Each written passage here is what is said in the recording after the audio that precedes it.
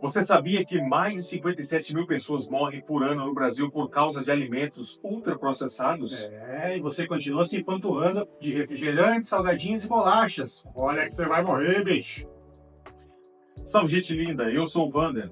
E eu sou o Fabiano e hoje nós vamos falar sobre a grande ameaça dos alimentos ultraprocessados e como a indústria alimentícia influencia nosso paladar e nos torna dependentes de produtos prejudiciais. Qual foi a última coisa que você comeu? A chance de ter sido algo ultraprocessado é grande, hein? Mas o que são eles? São resultado de uma sequência de técnicas industriais com adição de ingredientes artificiais, substâncias que modificam o sabor e processos que alteram as propriedades físicas e químicas do alimento. E acreditem, de acordo com o estudo do Núcleo de Pesquisas Epidemiológicas de Nutrição e Saúde da USP, no Brasil, os ultraprocessados surpreendentemente correspondem a 25% de todas as calorias consumidas pelos brasileiros. E esses 25% é bastante coisa. E acreditem, está aumentando. Há apenas 6 anos, 19,6% das calorias que ingerimos vinham dos ultraprocessados. Agora, olha essa loucura. Em outros países, o cenário é ainda mais absurdo.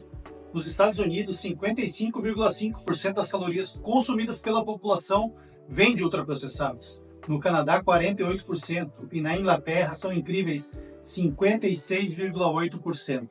Os ultraprocessados conquistaram o mundo porque custam muito pouco e, embora não sejam exatamente deliciosos, costumam ter altos níveis de sal. Preste bem atenção: sal, açúcar e gordura. 3 ingredientes extremamente atraentes para o paladar humano. Mas eles também têm outro lado. Podem estar relacionados a uma série de doenças.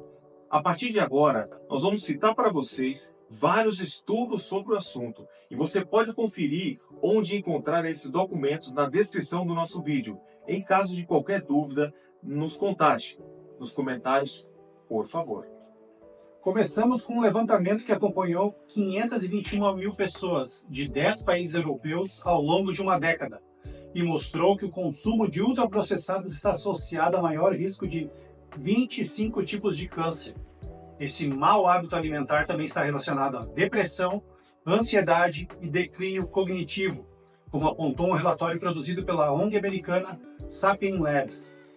Ao avaliar a rotina alimentar e o estado de saúde de quase 300 mil pessoas em 70 países, ela concluiu que 53% das pessoas que se alimentam de ultraprocessados várias vezes ao dia relatam sofrer de problemas relacionados à saúde mental. Conta 18% dos entrevistados que raramente procuram esse tipo de comida. Em outro trabalho que avaliou 45 outros estudos sobre alimentos ultraprocessados, envolvendo 9,9 milhões de pessoas ao todo, especialistas de diversas instituições importantes, incluindo a Universidade Johns Hopkins, a Universidade de Sydney e a Universidade Sorbonne, fizeram o seguinte resumo, abre aspas. No geral, foram encontradas associações diretas entre a exposição a alimentos ultraprocessados e 32 parâmetros de saúde que abrangem mortalidade, câncer e resultados de saúde mental, respiratório, cardiovascular, gastrointestinal e metabólico. Fecha aspas.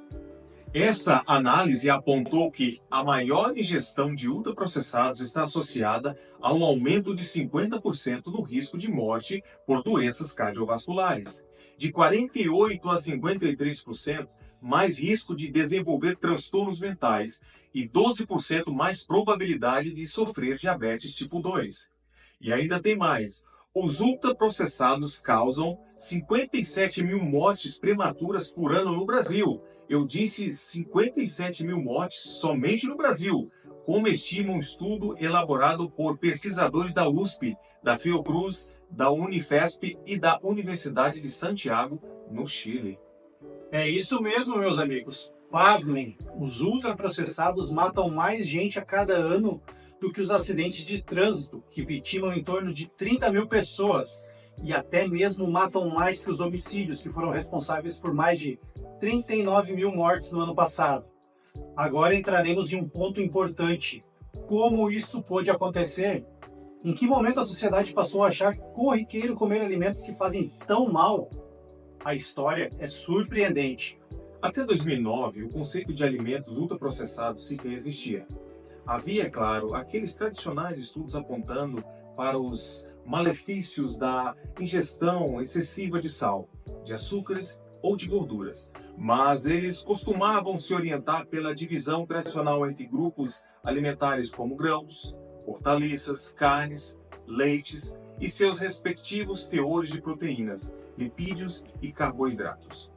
Foi quando, em 2009, um professor e pesquisador brasileiro, Carlos Monteiro, propôs a utilização do termo ultraprocessados em uma carta publicada pela revista científica inglesa Public Health Nutrition. Carlos Monteiro conhecia a fundo o tema. Isso porque, em 1990, ele havia fundado o Núcleo de Pesquisas Epidemiológicas em Nutrição e Saúde da USP, mais conhecido como NUPENS. Aquele conceito trazia consigo uma nova abordagem: avaliar a comida levando em consideração a forma como ela foi produzida. Em 2010, Monteiro deu o passo seguinte e propôs uma organização das comidas em 4 categorias. A escala começa nos alimentos in natura, como frutas e legumes, e vai até os ultraprocessados. Fique ligado que mostraremos agora os 4 níveis dos alimentos. No grupo 1 temos os alimentos in natura ou minimamente processados. São aqueles que podem ser consumidos no estado natural ou submetidos a processos simples, como a pasteurização ou remoção de partes não comestíveis. Como exemplo, temos as verduras, legumes, frutas, carnes, ovos e leite. No grupo 2 estão ingredientes culinários processados, que são substâncias extraídas dos alimentos mostrados no grupo 1, por meio de processos industriais, físicos, como prensagem, concentração ou centrifugação. Por exemplo, o azeite e outros óleos vegetais, manteiga e açúcar. No grupo 3 estão os alimentos processados, que são os alimentos do grupo 1, modificados com um processo simples, que em tese poderiam ser feitos em casa e adicionados a ingredientes do grupo 2. Falando assim parece complicado, mas olha os exemplos que fica mais fácil de entender. São os queijos, pães, embutidos e alimentos em conserva. Por fim, temos o grupo 4 com os alimentos e bebidas ultraprocessados, que são produzidos por meio de manipulação industrial, de alimentos do grupo 1, cujas moléculas são extraídas e recombinadas. Contém uma série de aditivos como aromatizantes, corantes, espessantes e conservantes.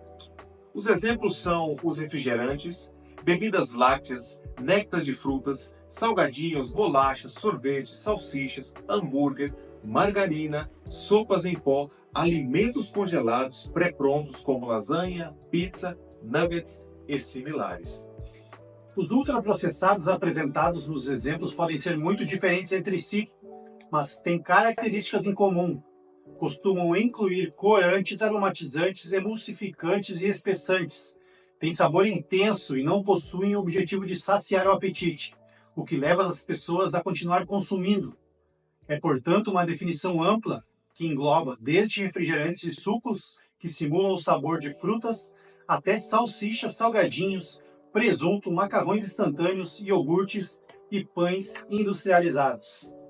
Eurídice Martinez Steele, epidemiologista e pesquisadora do NUPENS, explica que, abre aspas, são comidas que passam por muitos processos industriais, incluindo a fragmentação de alimentos inteiros para obtenção de carboidratos, gorduras, proteínas, a modificação química e física dessas substâncias e o uso de aromatizantes, corantes e outros aditivos que alteram a cor, o sabor e o cheiro, aditivos cosméticos ou adição de substâncias de uso não culinário como emulsificantes, fecha aspas.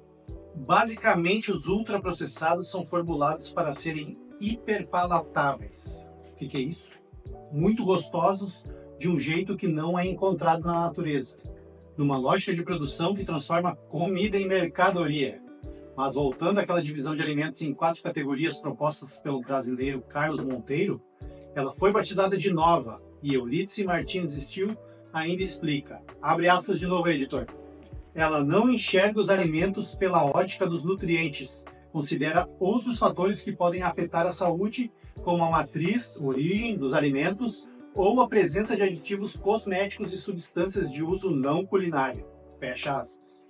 Os pesquisadores do Nupens contribuíram de forma decisiva para a publicação, em 2014, de uma revisão do Guia Alimentar para a População Brasileira, um documento do Ministério da Saúde que serve de referência sobre hábitos alimentares.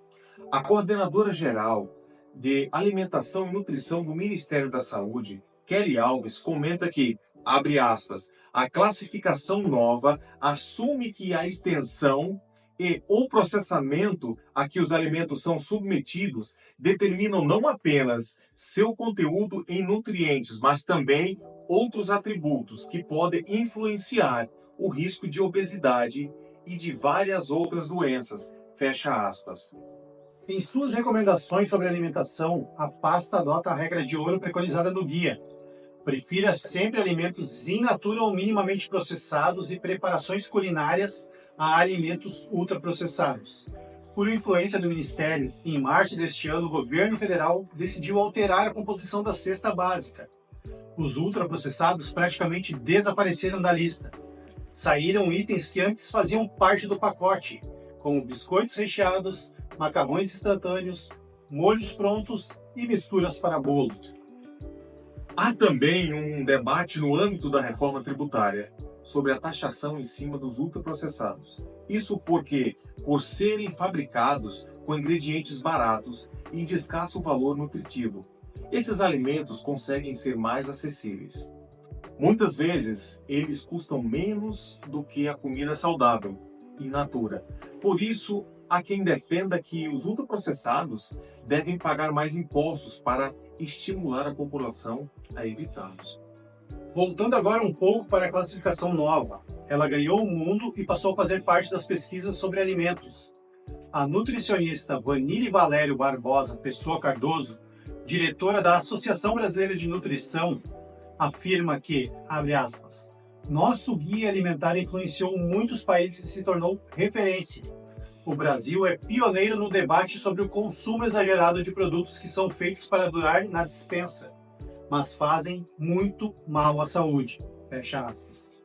Agora vemos o outro lado. Apesar de tudo o que já falamos, a nova não é um consenso. Ela recebe críticas de profissionais de engenharia de alimentos e, como era de se imaginar, da própria indústria.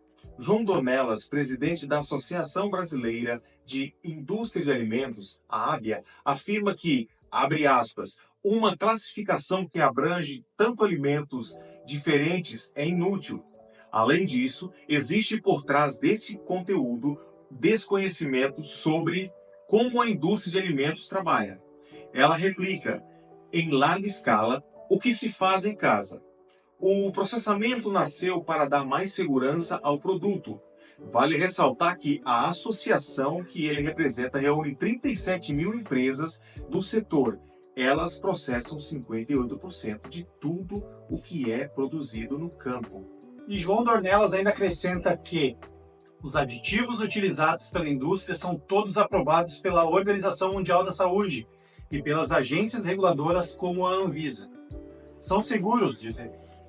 Perguntado sobre a obesidade, ele ainda argumentou que é um dos maiores problemas de saúde hoje e a indústria se vê como parte da solução.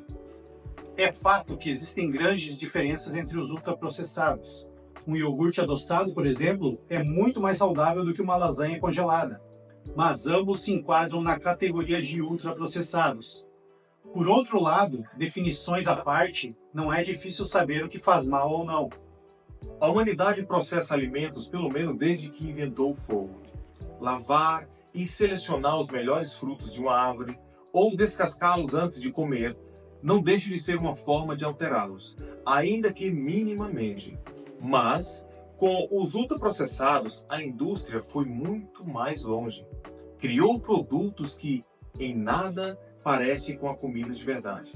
Eles são descaracterizados a tal ponto que dependem de mentiras sensoriais, ou seja, seriam intragáveis sem o uso intensivo de aromatizantes, edulcorantes e outros aditivos de sabor. Foi pensando assim que o médico britânico Chris Van Tulleken, professor da University College London, resolveu fazer um experimento: preencher 80% da sua dieta com alimentos ultraprocessados, e relatou o resultado em um livro, Ultra-Processed People, Pessoas Ultraprocessadas, não lançado no Brasil.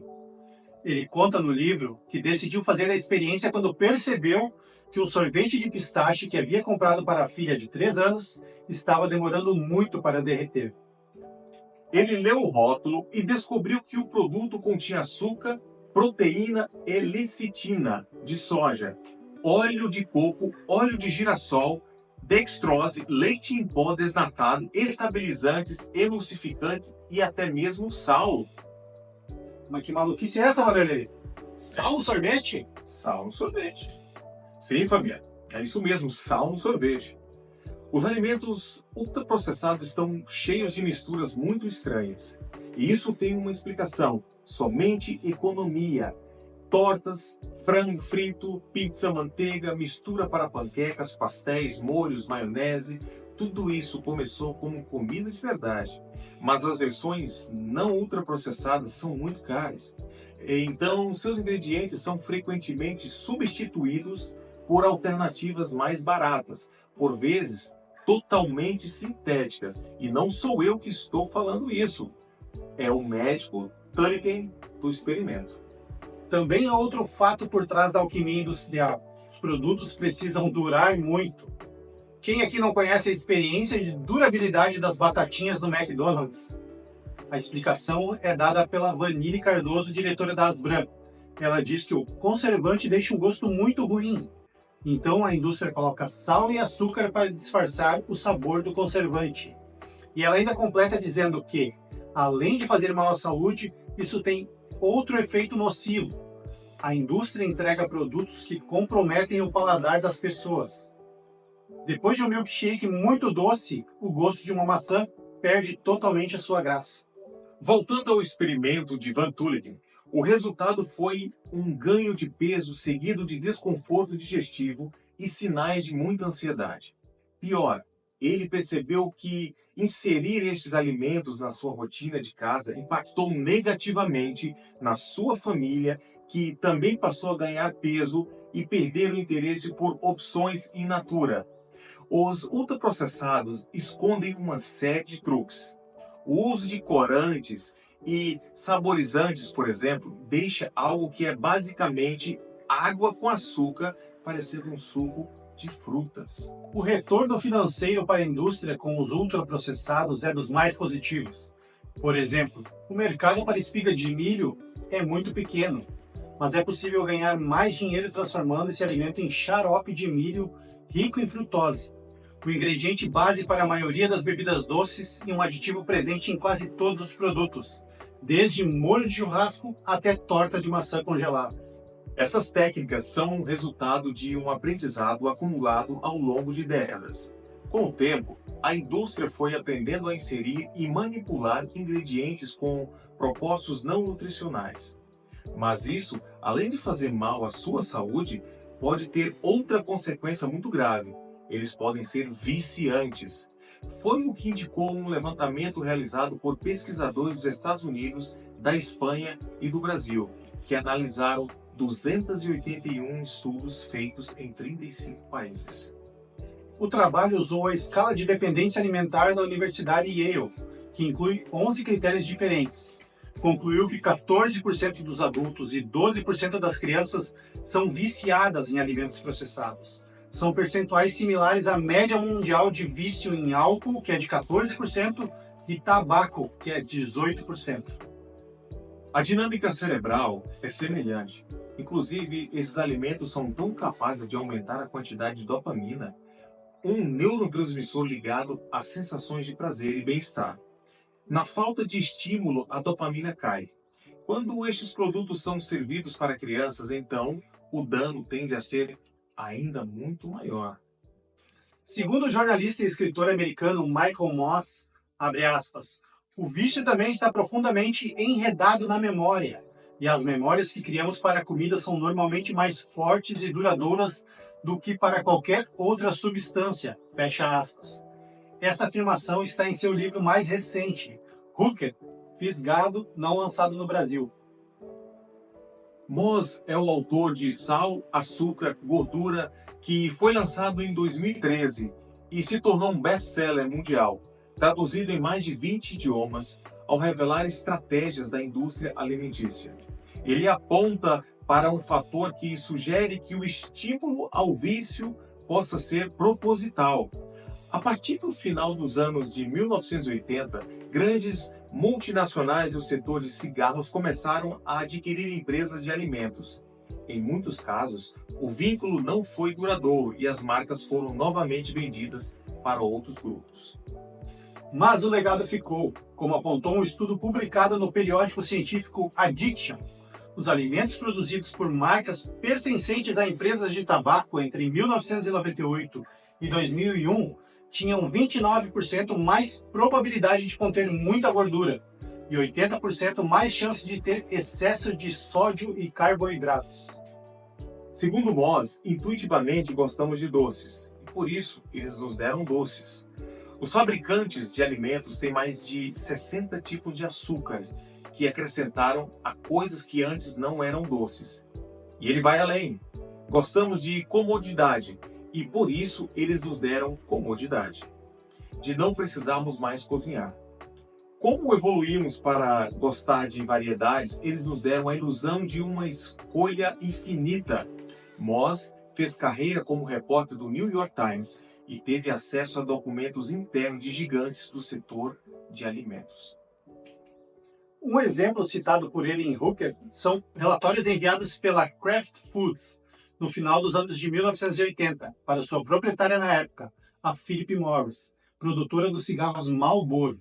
Nesses documentos, a Kraft informava os principais executivos sobre como andavam as vendas e tentava conseguir dinheiro para novos projetos. Um desses relatórios, de 1989, assinalava mudanças sociais que estavam alterando a forma como comíamos, escreve Moss. O relatório diagnosticava o aumento do número de mulheres na força de trabalho, a redução no tamanho das famílias, o rápido crescimento da população de idosos e a perda de importância da refeição familiar tradicional. Em seguida, listava ações tomadas pela Kraft para responder a isso, como descreve Moss. Ela expandiu sua linha de refeições congeladas para incluir todos os tipos imagináveis de pratos mexicanos e italianos. Acrescentou novas marcas à sua linha de pizzas congeladas. Seguiu nossos hábitos de café da manhã, aumentando em muito a nossa variedade. O resultado informado pela Kraft aos seus proprietários do setor do tabaco foi um aumento nas vendas de alimentos congelados, uma vez que a conveniência e a variedade continuam a alimentar este crescimento. Hoje, a Kraft Foods não pertence mais a Philip Morris. Sua maior acionista é a empresa de investimentos Berkshire Hathaway, do bilionário Warren Buffett. Mas os ultraprocessados continuam avançando, produzidos por ela e várias outras multinacionais. Conseguem fazer isso porque, além de serem muito baratos e onipresentes, eles talvez possam reconfigurar o cérebro. Isso vai além do vício desses alimentos constatado pelas pesquisas. Estamos falando de alterações anatômicas. É o que aponta um estudo publicado em 2021 por cientistas da Universidade da Califórnia.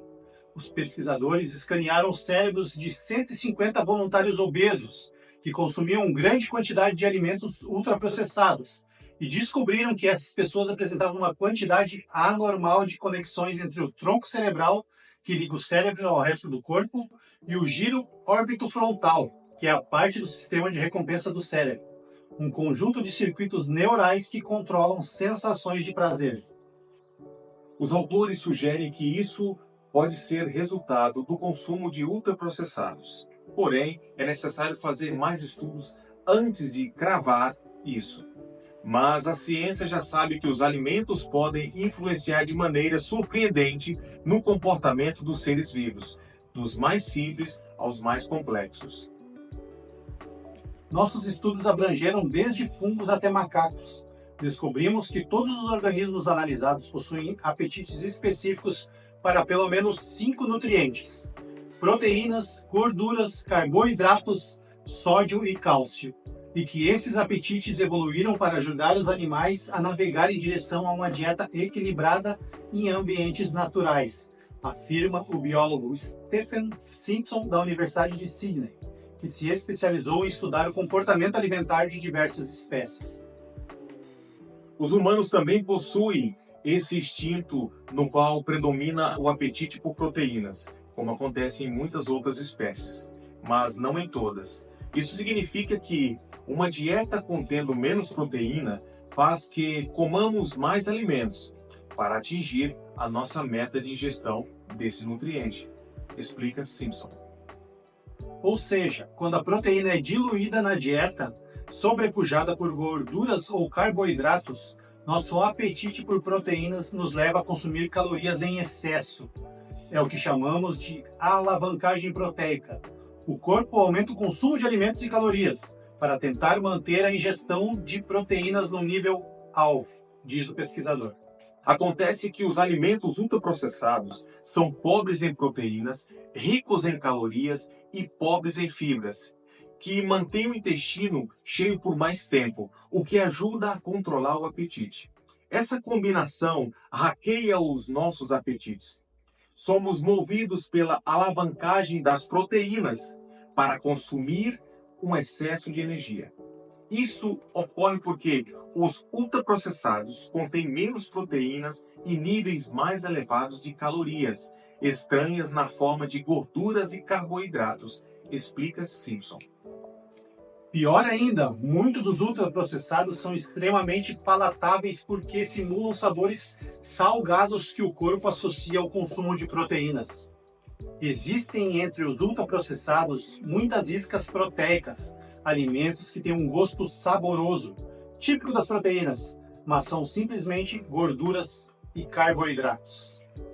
Por exemplo, aqueles salgadinhos, macarrões instantâneos e outros ultraprocessados com sabores artificiais que imitam churrasco, frango e outros gostos proteicos, mas não tem nada disso na composição, um truque bem ardiloso. O mundo está fadado a se afundar nos ultraprocessados, então? Mais ou menos. A sociedade já conseguiu se libertar de coisas piores. Em 1989, segundo dados do Ministério da Saúde, 34% dos brasileiros fumavam. Hoje são 12,6%. Uma redução enorme de 2/3 no espaço de uma geração. Daqui a 2 ou 3 décadas, quem sabe, as pessoas olham para trás e se espantem ao ver quão comum era ingerir alimentos tão estranhos e nocivos. Tudo começa com uma mudança de hábito. Simpson dá uma dica, com base em sua experiência pessoal. Procure não tê-los em casa. Quando se trata de ultraprocessados, eu, como a maioria de nós, sou o equivalente a um alcoólatra em recuperação. A abstinência é o único caminho seguro para mim, diz ele.